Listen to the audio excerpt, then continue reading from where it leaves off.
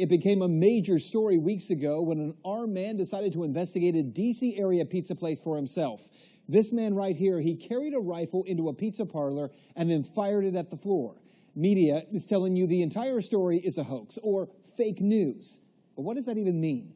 I spent the last month investigating. So what exactly is Pizzagate? And are there any actual facts to support this story? I've got to warn you, what we're going to talk about tonight will be disturbing to some people. But this is a reality check you won't see anywhere else. Pizzagate actually comes from the WikiLeaks release of hacked emails from Clinton campaign chairman John Podesta.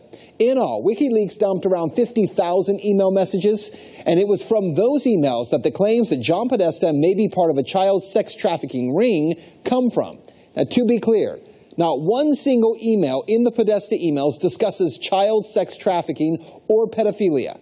That is a fact. But there are dozens of what seem to be strangely worded emails dealing with pizza and handkerchiefs.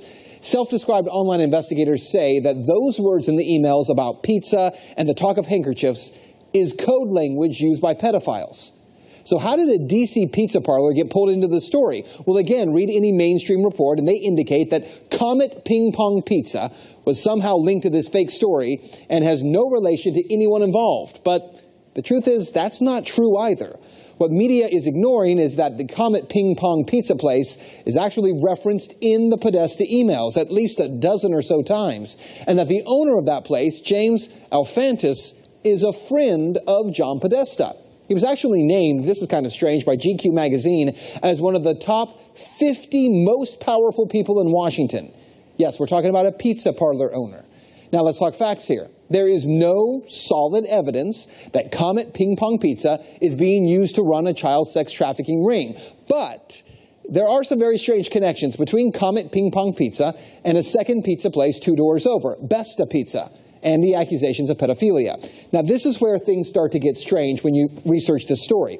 Now, to begin, I need to show you a 2007 unclassified FBI document. That document, according to the FBI, contains commonly used symbols by pedophiles to express their preference in children. I want you to see these images here.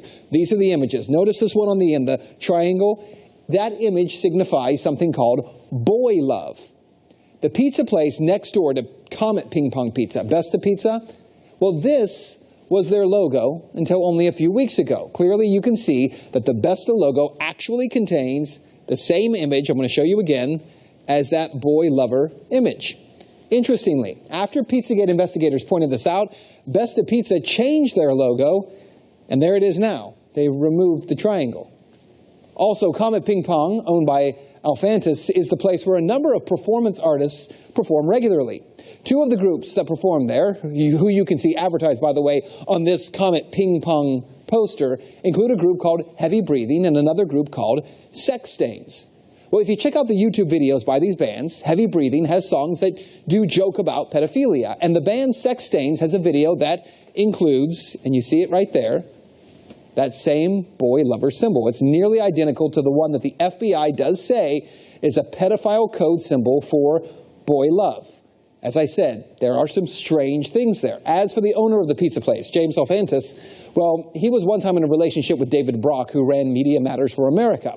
Well, since Pizzagate began to blow up online, he has made his Instagram profile, Jimmy Comet, private. But an archive search of Instagram reveals a number of strange photographs and words with strange and disturbing images associated with them. Look, to the point where we can't show you those pictures.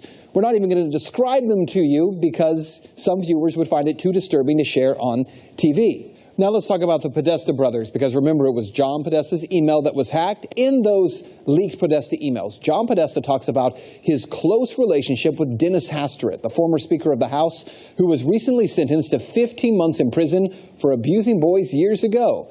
He was referred to by the judge as a serial child molester. According to the Washington Post, visitors to Tony Podesta's home in Falls Church got an eyeful when they walked into a bedroom at the Podesta residence hung with multiple color pictures by Katie Grannon, a photographer known for documentary-style pictures of naked teenagers in their parents' suburban homes.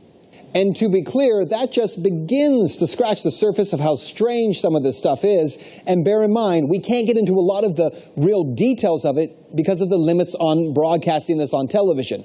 But it is some very strange stuff. Now keep in mind, again, there is no proof here that there is a child sex ring being operated out of a D.C. pizza parlor. Investigators have already proven there's nothing to the story, right? Well, actually, no. And that's what you need to know. For all that is here, there has not been one single public investigation of any of this. Not from local police, not from the FBI, no one. And that has to be the big question. Not for Podesta or for pizza parlor owners, but for law enforcement.